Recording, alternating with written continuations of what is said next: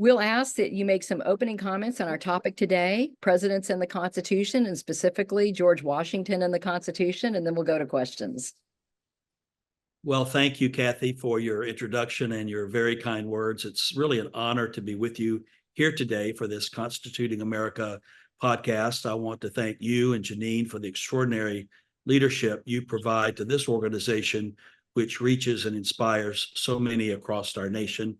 And as we are now coming up on the eve of America 250 and the celebration and commemoration of our nation's birth, programs like this can go hand in hand with other organizations like ours, building a great network, a wonderful tapestry of linked organizations and outreaches to the American people and students of interest in all ages to learn more about our country and to be reinvigorated about the founding documents and era of our country. I also want to acknowledge and thank Wyatt and Jewel and Jorn for their involvement and engagement and leaders as part of this program today. And I look forward to our dialogue with you and with all of those who are watching and listening today. Before we begin this conversation about George Washington and the Constitution, I want to share a bit about how his life, his leadership, and his legacy have been, I think, important to the theory and the reality of our country, and actually to my role here at the White House Historical Association. Now, clearly, since Kathy mentioned we were founded in 1961, we were not around at the time of the Declaration of Independence or the Constitution, but the House that we represent and its history emerged and has evolved from that time and represents the executive in our nation's government and the three branches that are represented here in the Congress at the Capitol, the Supreme Court, and of course, the White House and the executive branch. The White House, you can see right out the window of where I'm sitting here at Lafayette Park, 200 yards. I can see it right across the park from where I'm sitting. And as Kathy mentioned, it was George Washington who selected this site, this plot of land in 1792 and hired a young immigrant architect from Ireland, James Hoban, to build that house. And he worked right out here in what is now Lafayette Park with enslaved laborers and free laborers to build this great symbol of American freedom and democracy. Well, George Washington, ironically, is our only president who did not live and work there. John Adams was the first to move in November of 1800, but Washington was integral to the selection of this place. We're going to mention several places today, and place is very important to me. In fact, behind me on my wall in my office here, you can see a little black and white photograph of my fifth grade class trip to Washington, D.C., and that's us sitting on the Capitol lawn. And I have very vivid memories of these places. The White House, the Capitol, George Washington's Mount Vernon. Now, did they all send me on the path that I've ended up on today? I don't know, maybe they did, but I do know that it helped stir in me an interest and even a better understanding of the importance of these places to American history. The focal point today will not be here in Washington, D.C., but will be in the city of Philadelphia, the Constitutional Convention that gathered there in the spring and the very hot summer of 1787. As you all know, George Washington had been commander-in-chief of the Continental Army. He resigned that commission after the victory in the war and moved back to his beloved Mount Vernon, just down the Potomac River from where I sit today. But it was only a year later that he went to Philadelphia as part of the Virginia delegation to the Constitutional Convention.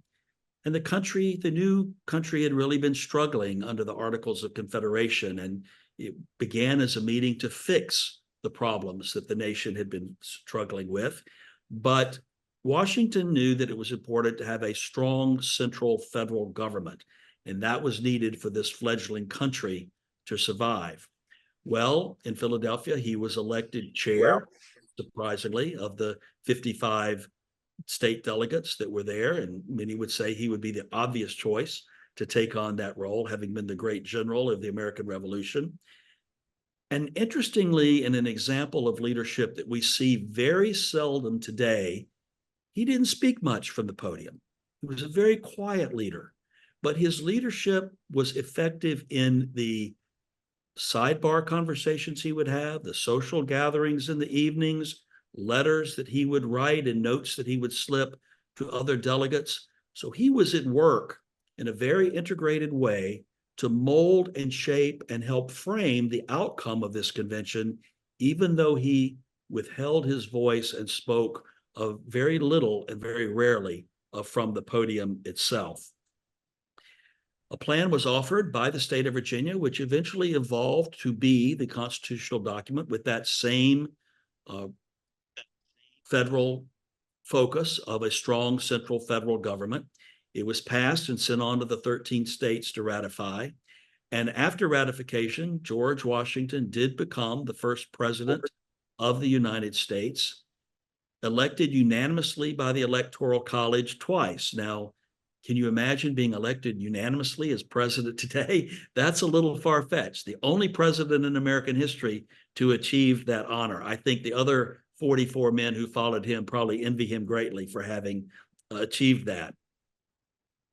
While I was at Mount Vernon in a role that I held before coming here to the White House Historical Association, during that time, we actually acquired George Washington's copy of the Constitution. And in the margins of that document, he wrote in pencil, very faint, but you can still make it out. He marked in the margins every place and point where the presidential authority was mentioned. He wanted to make sure he followed that precisely and directly in his role as president.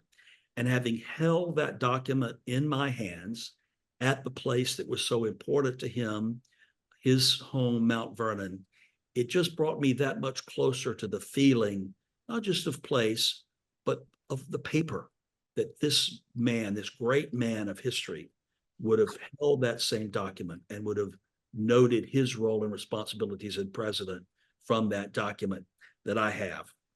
Well, if you've not been to Mount Vernon, if you've not been to Washington or the White House or to Philadelphia, Independence Hall, and seen these places of history, I really encourage you to do so. In fact, we're opening at the White House Historical Association a new education center in September called the People's House, a White House experience. I'd love to invite you all to come. You can go to thepeopleshouse.org, sign up to come after it opens to the public on September 23rd, and I'd love to meet you and say hello in person and share more with you about the People's House. Our founder, Jackie Kennedy, famously said, my favorite quote of hers is, "The White House belongs to the American people, not to any president or first family, but it belongs to you, the American people." And it's our honor and our privilege at the White House Historical Association to help maintain it and to keep it open and available to you, the American people. So with that, I think my 8 minutes have expired, and I'll turn it over for the rest of our conversation. Well, thank you, Stewart.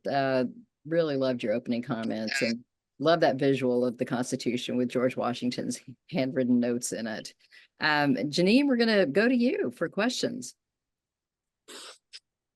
Yes, that's exactly, Kathy, what I was loving are the handwritten notes. How do you know about those handwritten notes, and do you by chance know to whom they were given and what they said?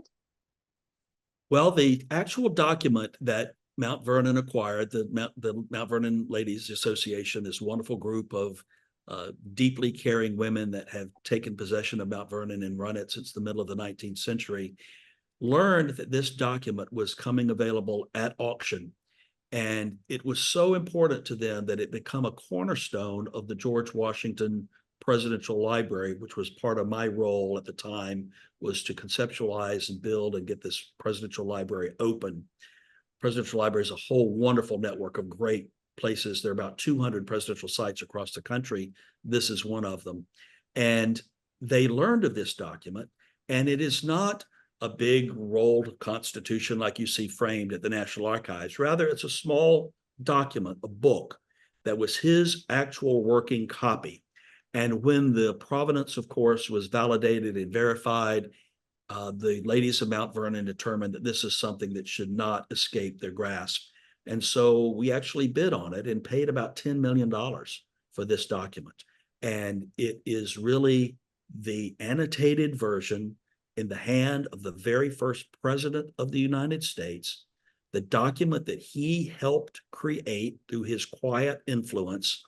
And it was like his handbook. I could just visualize him keeping that kind of close by as he was president and going back and checking. Now, don't you wish our modern presidents were that cognizant of the speed rail or the guardrails that are on the presidency to stay focused on the work that they should be targeting? These primary places and primary documents are so important, and to be able to see that he adhered to these, I think is really inspirational about the style of leadership he undertook as our first president. What I think is remarkable about George Washington is his ability to see the necessity for union. And in this day and age, with what's happening in our country, where I think we're getting just ready to implode with this faction that we have between one another, um, it is what George Washington said.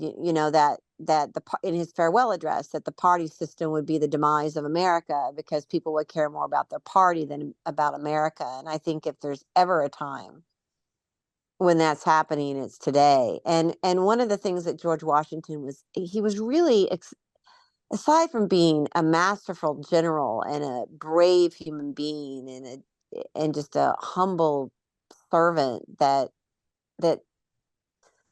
led with such dignity and grace and abided by the rules as sort of a civil servant soldier, is that he was able to see the future of America, and that unity was such a big part of it. Unity of all the different states and everybody coming from the different countries, essentially, of the colonies, and finding unity. And I think that unity was also necessary through great angst to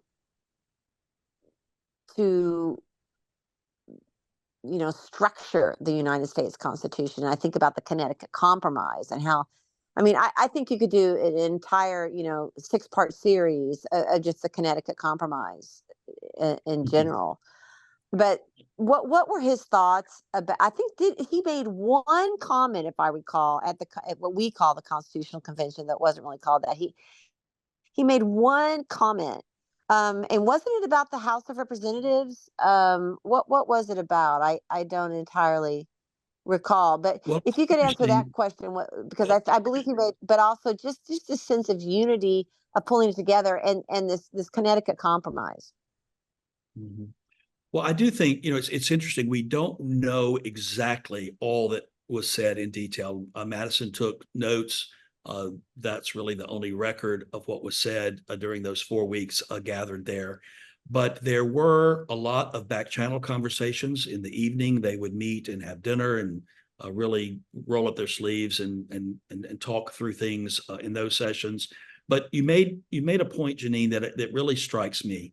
I was looking up this week as for something else that I'm doing, that since the beginning of time, it's believed that there been about 117 billion humans that have been born onto this planet, and only 45 of those have become president of the United States.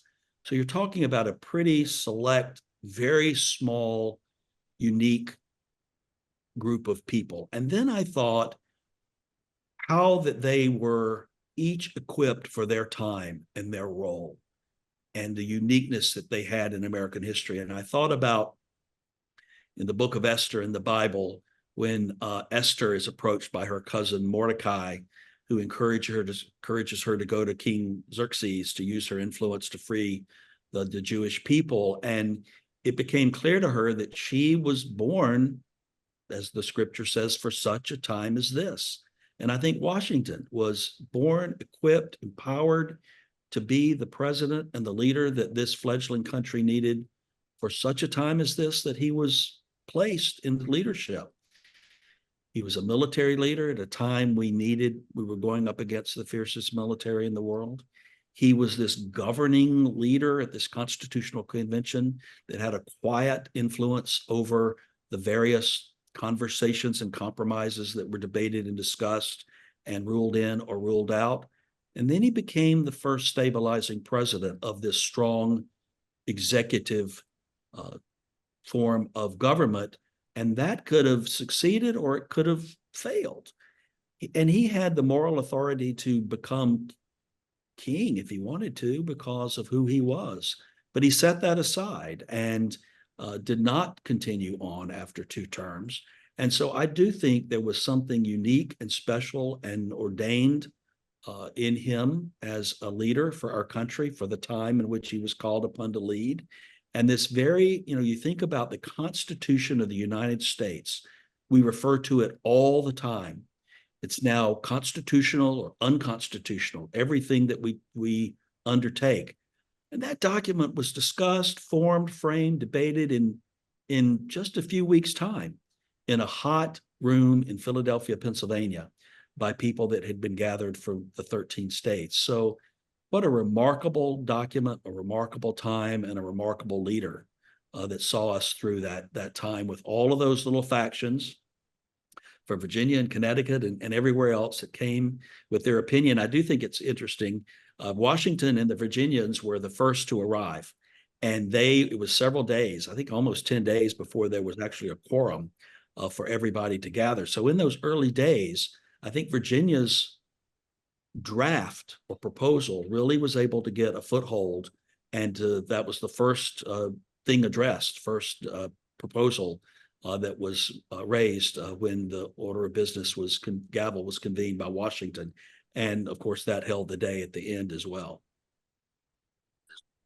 And that's funny because the state of Virginia was one of the last to ratify, and the Constitution had already been passed by the time Virginia ratified it, correct? Am I correct in that? Yeah, well, those Virginia, now Kathy might get defensive if you talk about Virginia being the stragglers there. Yeah, I think they had enough.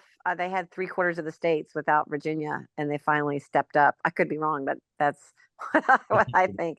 Well, my last question, and I'm going to pass, is just maybe more of a statement, just in the fact that you talked about his quiet dignity. I mean, he had such a quiet dignity and the ability for people to revere him, but listen to him as well. And I think, is it not true that one of the reasons the Constitution passed and was ratified by the states was because of his letter? He sent out a letter, correct? Yes, Afterwards.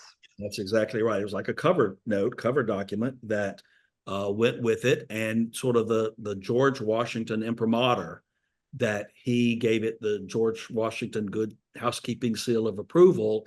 And I think you're exactly right, Janine. That is sort of gave the assurances, particularly on the piece about the strong executive. As you know, there were discussions about maybe there would be a committee of 3 representing the 3 different regions of the states at the time.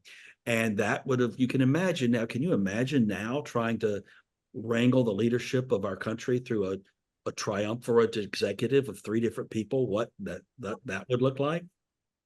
But I think it took him and that cover note to really grease the skids with the states for ratification. And, we have not mentioned that moniker that is attributed or assigned to him of Father of our country.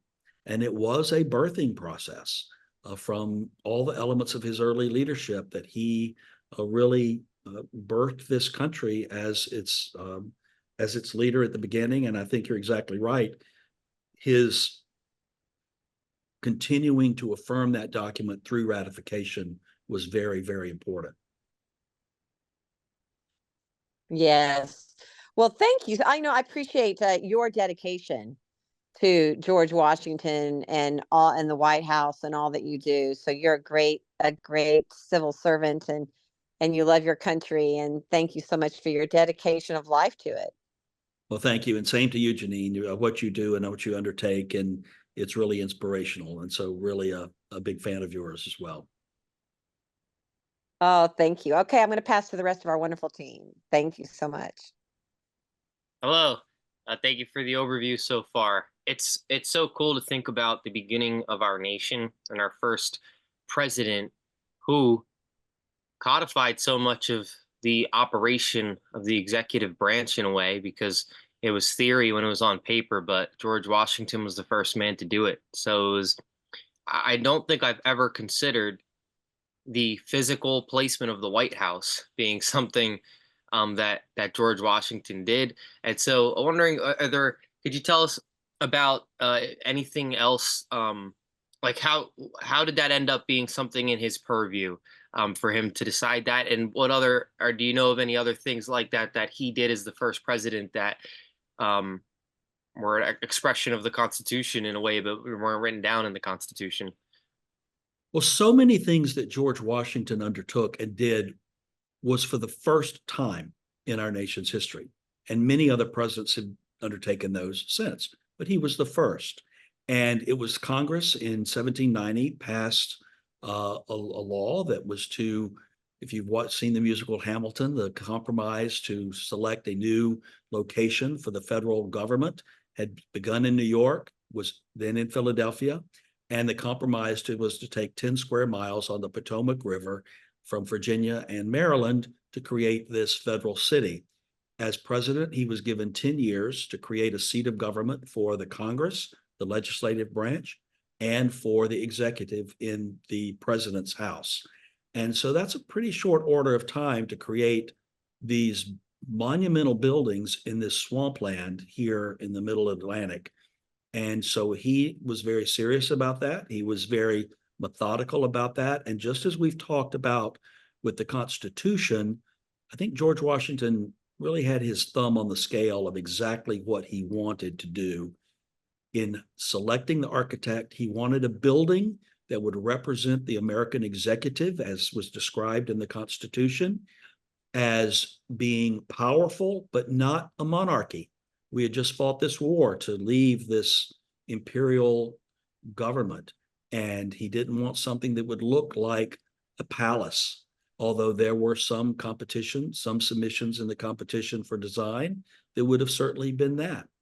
And what he selected was, in its design and in its structure and its look and even the materials, important enough to be recognized in the capitals of Europe, but yet American in its own nature. He chose stone from a quarry in Aquia, Virginia, just 30 miles down I-95 toward Richmond, and it's now a county park, and you can still go there today and hike back in the woods and see the outcroppings of rock with the markings of the stonemasons where they've been broken away and they were hauled upriver and built this great house. He knew that a stone house, which at the time had not been that common in America, Mount Vernon looks like stone, but it's not really stone. It's wood carved to look like it's stone. But the White House was a large stone house, which he knew would be respected by the leaders in Europe. This new young executive, as embodied in the Constitution, would be respected in the capitals of Europe, but yet humble enough to still be American in nature. So I think his foresight and his thumb on the scale in that regard was very, very insightful and great foresight, and has stood the test of time. That's so interesting. It'd be great. Definitely I'm going to be looking more into this after this podcast. Do we have, we mentioned Washington's, we don't have many quotes from him during the Constitutional Convention, but we assume that he had a lot of influence in his private conversations. Do we have any record of criticisms or the opposite, of course, of things he spoke in favor of in a particular sense about the Constitution, or is it more general? I think mostly general, but I would refer to this as like an early example of hacking. He had correspondence and letters that he had written, and opponents and proponents of different aspects of the Constitution selected some of those and would have them published and printed, trying to support their angle or viewpoint, as if, well, George Washington really said this. And I think that really bothered him, that this correspondence was published without his approval and maybe misrepresented in some cases. So that's, an early test of the freedom of the press and the documents or the communication that had existed at the time, which was pen and paper, ink and paper, and how that could be represented and misrepresented to support or oppose this document as it underwent the ratification process. But that cover note that was mentioned earlier, I think it was really important to stay the course in what his actual wishes were. And so someone could lift words or misrepresent what he was saying and try to color it toward their position. But at the end of the day, his words spoke for themselves if they were shared in full. There's another extraordinary thing to just delve into, and there are a number of these paper projects, but it's the papers of George Washington that is been for years and years and years at the University of Virginia in Charlottesville. Mount Vernon, also through the Presidential Library, has an entree and access to those papers.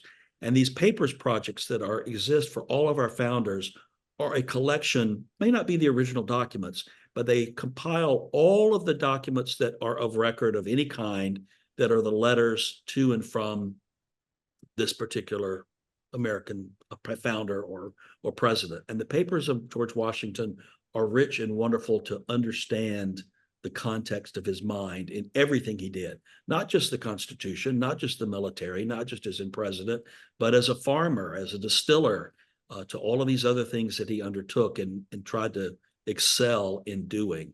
But to your point, I think excerpts of his documents were used for and against him, just like, you know, people take a tweet today and multiply it and share it and try to misrepresent what somebody has said.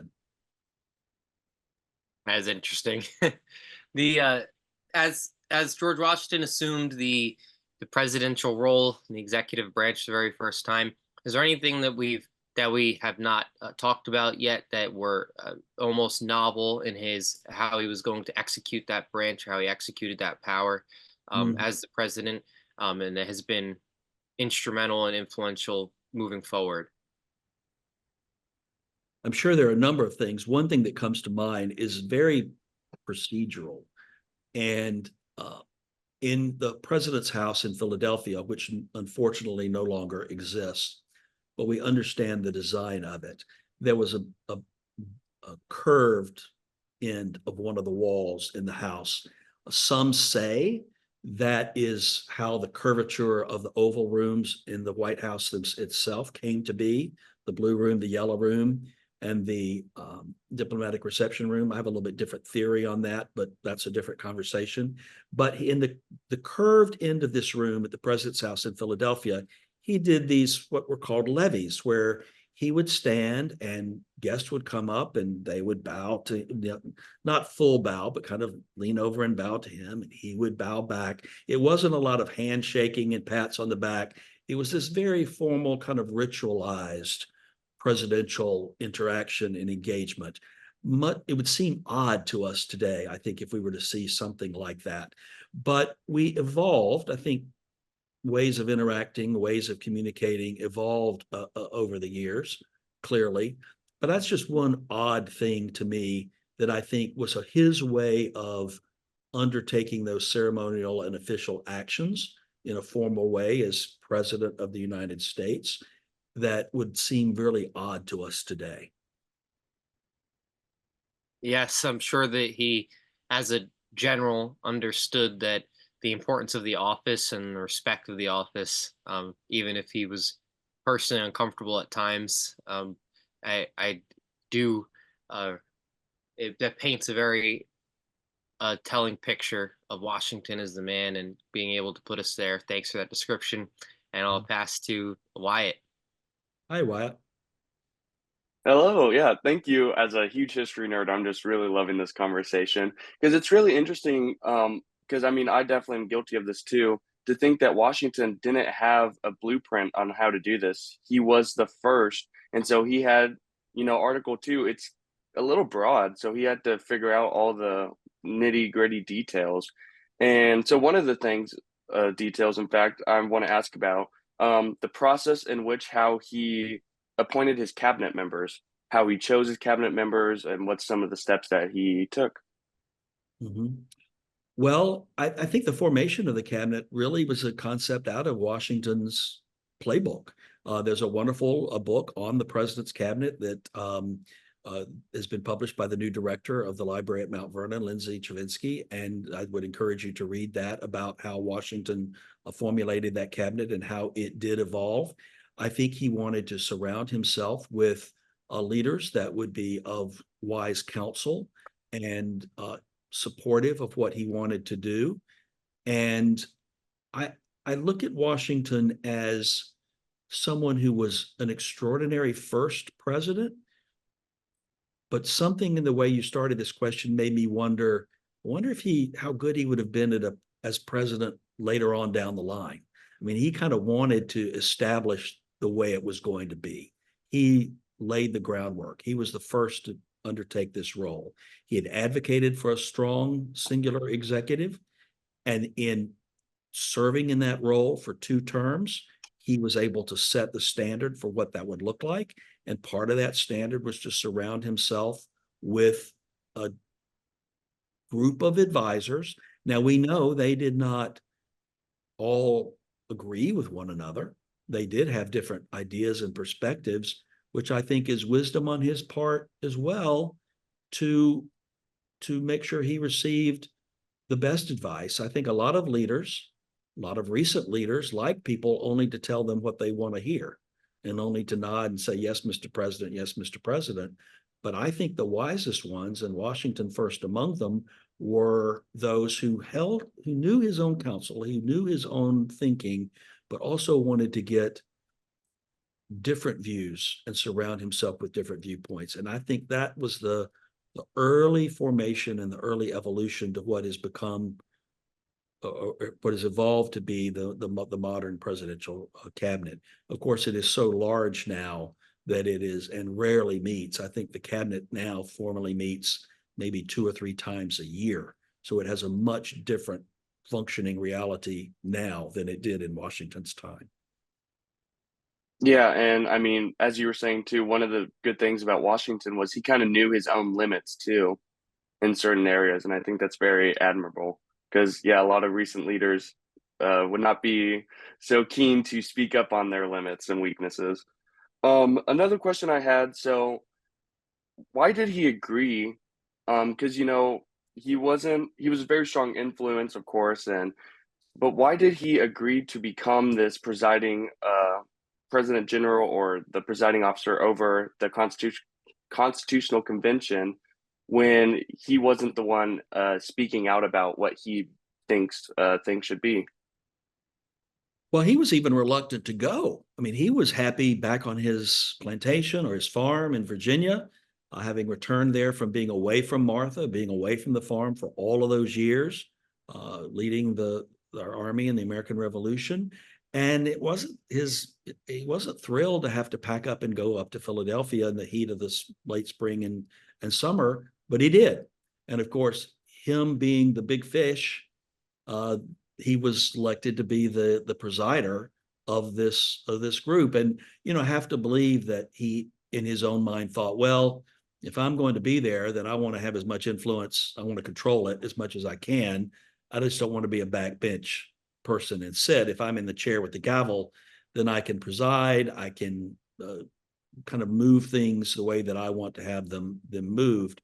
And so I think once he did agree to be part of the Virginia delegation, and once he did get to Philadelphia, he kind of couldn't help himself and was certainly approached or nominated and agreed to take on that role. And I don't know if anyone else could have, held the course. And it would be an interesting exercise in speculation if the strong central executive had not carried the day in those conversations, had he and his thoughts really not prevailed. Now, had things gone off track, would he really have inserted himself and been more dogmatic about that? Maybe he may have, but I think he was able to influence in the margins, as we've talked about, enough to let his influence in sitting in that chair. As long as he was sitting in that chair, and as long as he had that gavel in his hand, I think he was the kind of leader that he led by his presence, and he led by the visibility of his aura, that he didn't have to be banging the gavel all the time and making his point known. I think it was known, and his presence there reinforced that. Yeah, and then how did his military leadership and background sort of affect his view on the limitations presidential power? Yeah, that's a really great question. And I think that's it's really highlights the limiting feature. Having been our commander-in-chief of the Continental Army and led the army to victory, but also kept it on the from complete revolt. There was the time toward the end when they were in New York and the Congress had not paid the army, and the army wanted to march on the Congress. And Washington, the story goes, stood up and talked about how he had, in the service to his country, grown weary, and he took out his spectacles and put them on. He said, "I even lost my eyesight in service to my country." And everybody was just so enamored of the sacrifices that George Washington had made that they kind of withered in their demands to go and get this money from the Congress. And so he had the ability to be the leader that everyone revered and respected, but also to be relatable and to be able to communicate with his troops. And then when that time was over and the war was won, sure, he could have continued on and become some kind of national leader ongoing at that time, but he didn't. He put down his arms and he went back to Virginia and back to his farm. Then again, we saw this reoccur after 2 terms as presidency, and the great story of Cincinnatus in the Roman Empire, the Society of Cincinnati that today exists, that is comprised of those who are descendants of officers in Washington's Continental Army. Cincinnatus gave up power and returned to being a normal citizen. And that's what Washington did, both after being the commander of the Continental Army and then commander-in-chief as president of the United States. That takes an amazing amount of restraint. Power is an intoxicating drug. We see that today in spades. And for him to have had the ultimate power, to have crafted what that power would be through this document that we call the Constitution, to have served as president for its first 2 terms, and then to give it up and to set that example, I think was really an incredible, masterful stroke of leadership, and solidified him, I think, in ways he would not be thought of today had he worn out his welcome and just stayed and stayed and stayed. Yes, definitely the right leader for the right time. I think I so. will, yeah. Well, I will hand it back over to whoever now. Thank you so much. Well, thank you, Wyatt, and thank you, Jewel and Jorn. Those are great questions. And Stewart, we're just so appreciative of you being with us. We've also got some audience questions, which I'm going to go to in just a moment. But first, we want to recognize our teachers and students who are with us today. And we want to start by giving a shout out to Cammie Wainhouse with a homeschool student, D'Angela Hines with the Emerald Coast Christian Academy, and Mel Heinrich, who is a teacher with students as well. So if you're a teacher or student watching and we didn't say your name, please put your information in our Q&A and we'll try to get you a shout out before the end of our time here. We also want to thank our listeners on Las Vegas's KKVV 1060 AM on the radio dial. KKVV airs these podcasts, which are sponsored by Constituting America, every Monday evening at 6 p.m. Pacific. So thank you, Las Vegas, for listening. So Stewart, first of all, I'm going to start with just a comment from Jeanette Cranack, who actually happens to be on our staff. And Jeanette's listening today. And Jeanette says, it's so exciting to have Mr. McLaurin on the podcast this week. I encourage everyone listening today to visit their website and learn more about the People's House. Every holiday season, my favorite gift to give is the White House Christmas ornament that pays tribute to a different president each year. White House ornaments are always a hot item on our Constituting America online auctions. And so with a lead-in like that, do you want to say a word about the White House ornaments? Thank you, thank you, thank you. That's a wonderful comment. These are wonderful American-made ornaments that are made in Lincoln, Rhode Island. How about that? And this came about in the Reagan presidency. In 1981, a group went to Mrs. Reagan with the idea of creating an annual Christmas ornament to help fund the White House Historical Association. I often joke, had I been in the room at the time, I probably would have said, yeah, sure, let's do a Christmas ornament. But had that decision not been made, we would not be the organization we are today. We might not even exist today. For 3 or 4 decades, that ornament was the bread and butter of this organization and funded our nonpartisan nonprofit mission to maintain the museum standard of the interiors of the White House, and also undertake our own education program, which includes our own Teacher Institute. For teachers that are listening today, go on our website and learn about our Teacher Institute. We bring teachers to Washington every summer, and we use the White House as a tool to learn about teaching American history through the prism of the White House itself, starting with our dear friend, George Washington. And I might add, in terms of the ornaments, Mrs. Reagan also decided that we would feature a different presidency each year sequentially. And so the very first one, we started with George Washington, and it was the angel above the weather vane on the mansion at Mount Vernon was that very first ornament. So thank you for the plug for the ornaments. It's a wonderful program and a great teaching tool in and of itself. Well, thank you. And I also want to read another comment from Bob DeMartino, who said, Wyatt, good job. Was wondering who would ask that question about establishing the cabinet. So thank you for bringing that up. So Stewart, we actually have, our contest, we have categories for all ages, including what we classify as senior citizens. We have a senior citizen essay category, and Mr. Lawson Barclay is one of our past senior essay winners. And Lawson asks, were there instances where Washington had to be curtailed in his actions? Do you recall when Washington was president, did he go too far for the taste of maybe Congress or others? Well, Lawson, I have a feeling that Martha probably curtailed George Washington plenty of times, but I think maybe she's the only one who could. We know that others of the founders that we reference often, Jefferson, Madison, even Monroe, youngest of the crew at that time, may have disagreed with him, particularly Jefferson. They were not all the coziest and best of friends, but I think they all revered and respected him. And I think they probably had their ways of making their position known. I think one thing that they did have that we've lost, and that's the ability to actually think through how you want to compose and present your thoughts. And they did it in these wonderfully written longhand letters. We fire off text, or we'll tweet something, or it'll be in frustration or in anger, and it's not thoughtful. Very rarely is it thoughtful. Even the news cycle. In that day, there would have been a daily newspaper or a weekly newspaper. So a president had the opportunity to kind of frame their thinking and react to a story and to present something.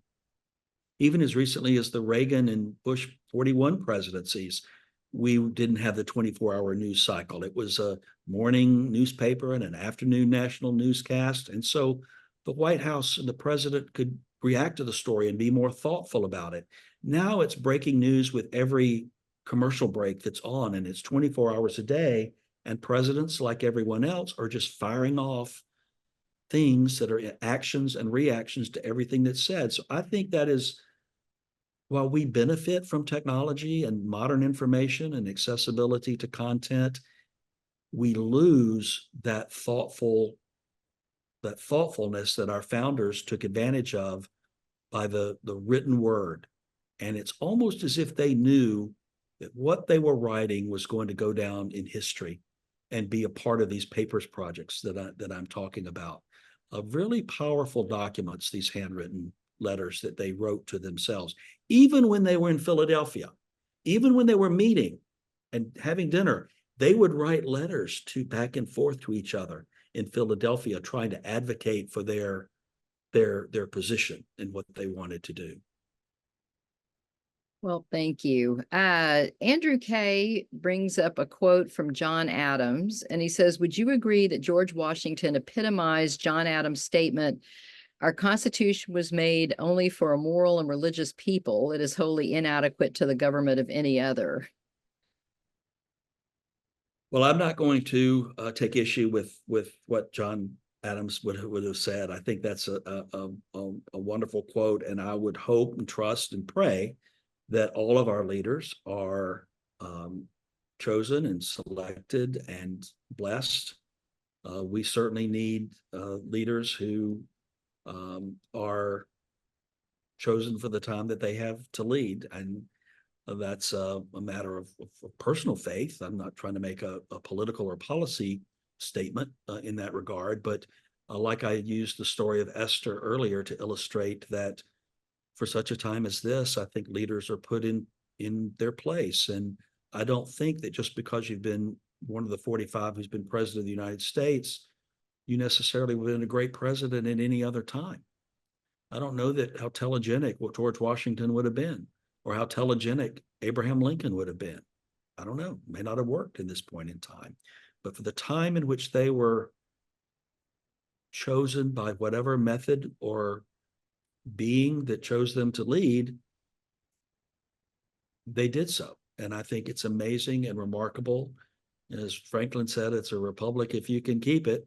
And here we are today, and we've kept it, and we struggle, and we scrap, and we fear, but here we are. Well, thank you. And then Tracy texted a question in. What are some of the precedents that George Washington set, and I guess that's precedents, precedents, in the presidency that we still honor today? I think the cabinet obviously would be certain among them. The adherence to a limited terms, although that was not really codified until the Franklin Delano Roosevelt, after the Franklin Delano Roosevelt presidency, was more custom and tradition. And I think that we lose sight of so much about our institutions in Washington, particularly the White House and the presidency. And I see this in my job. So much of this is according to custom and tradition. For example, in my job, there's no law that says the blue room at the White House must be blue. It's custom and tradition that it's blue. And it's part of the fabric of our nation and of our leadership that these customs and traditions have been passed on from presidency to presidency and president to president, and how a presidency is run and how it's operated from its appointments. Now, you know that early on, when Washington and our early founders did make appointments to their administration, they adhered to the advice and consent of the Senate, which we adhere to today. But I think so much of that in terms of who, in fact, one thing that's very different is that Washington actually wanted appointees in his government that did not have some litmus tests, that had different political persuasions. He didn't want them all to be of one political party. He was against a unified government. He wanted a strong executive, but he didn't want everybody of the same political party, which I think is really interesting. So that's something that has not held. Now, if you're elected president and you're a Democrat, all of your appointees are Democrats, and that's the way it goes. If you're a Republican, all of your appointees are virtually Republican, and that's the way it goes. And so I think we've done really well to adhere to custom and tradition. And I think that there are the core things, the cabinet being among them, the limited terms in office and respecting that element of it, and returning to the citizenry is important. Making appointees that to run and execute the government with the advice and consent of the Senate is something we certainly still adhere to based on the Constitution today. I'm sure there are many others, but those are the ones that come to mind. Well, thank you. And finally, Andrew K. asks about the relationship or Washington's influence on Robert E. Lee. And I know there was I believe Washington's niece married into. Yeah, the Custis and the Lees, they're Martha Washington's children, and Washington, of course, didn't have children of his own. He became a father to Martha's descendants, and the Custises in that side of the family, and then the Lees were strong, great Virginia families up until the time of the American Civil War. But I'm not sure what the question would be getting at. There's there's Washington and Lee College. That's one way that they connected together. But I don't know. I do know, interestingly enough, Blair House, which is the president's guest house at the other end of the block from where I am today. It was in that house that President Lincoln had offered to Robert E. Lee command of the Union Army, to have the same role essentially that George Washington had had. And Robert E. Lee, being a Virginian, did not accept that, but took command of the Army of Virginia and the Southern instead. And of course, the rest is history. But that's what could have been, is Robert E. Lee could have been the great Union general in the vein of George Washington had he accepted Lincoln's invitation. Yeah, I think Andrew had cited The Man Who Would Not Be Washington. I don't know if that's a book or something, but and I remember hearing at one point that there was a lot of furniture that was actually taken out of Mount Vernon that was at the Lee House. It was eventually returned to Mount Vernon. He could have a whole different conversation on the portability of furniture in the White House and all these different places. The history of that is fascinating and would be really surprising to most Americans, but you can delve into that on our website if anybody has an interest. Well, and that's a great way to close. We do want to encourage everyone to visit the White House Historical Association website. And I think you could probably start ordering your Christmas ornaments now, if I'm correct. What is the Christmas ornament for this year? What is it going to look like? There is Jimmy Carter, and it's I wish I had. Oh, I have one right here. I can show you. Jimmy Carter was the first president to serve, who was a graduate of the Naval Academy in Annapolis, and so we used the anchor as the basis for that.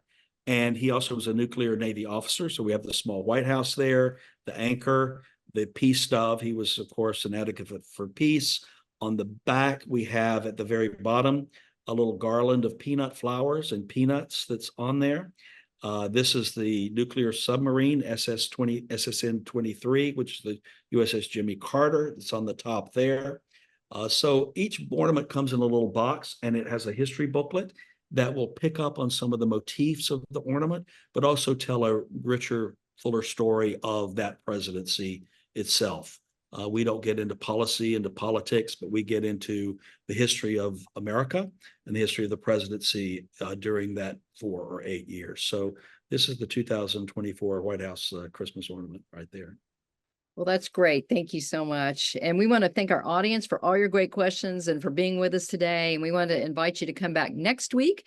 We're going to be talking about Calvin Coolidge and the Constitution. So well, thank you. Thank you for this opportunity. And I really enjoyed talking with the panelists and would love everybody to follow my podcast and follow me on social media, and love to stay in contact with you. And I especially want to thank your dad, Mr. Hay, for supporting us in this edition of the podcast. Really special of him to do that.